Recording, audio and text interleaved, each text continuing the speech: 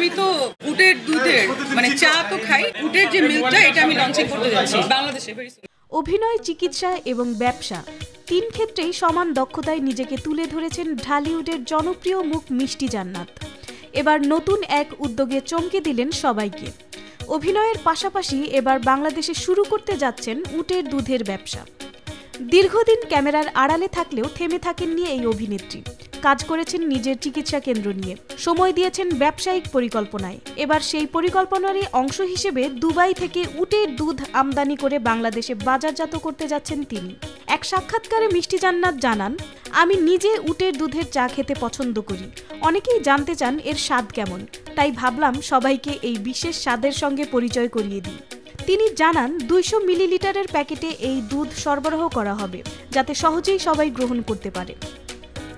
ব্যবসার পাশাপাশি সামনে রয়েছে বড় বাজেটের দুটি সিনেমা ও একটি ওয়েব ফিল্মে অভিনয়ের পরিকল্পনা। ওয়েব ফিল্মটিতে এক সাইকো কিলারের চরিত্রে দেখা যাবে তাকে। বাংলাদেশে দাঁতের ক্লিনিক পরিচালনার পাশাপাশি নিউ ইয়র্কেও একটি শাখা চালুর পরিকল্পনা রয়েছে এই অভিনেত্রীর। বর্তমানে তিনি দুবাইতে অবস্থান করছেন, যেখানে ব্যবসা ও অবকাশ দুটোই সামলাচ্ছেন একসঙ্গে। 2014 সালে লাভ স্টেশন ছবির মাধ্যমে সিনেমায় যাত্রা শুরু করা মিষ্টি জান্নাত এর আগেও শাকিব খান, শাহরিয়ার নাজিম জয় এবং তমা মির্জাকে ঘিরে নানা আলোচনায় ছিলেন। এবার আলোচনার কেন্দ্রে তার নতুন উদ্যোক্তা পরিচয়।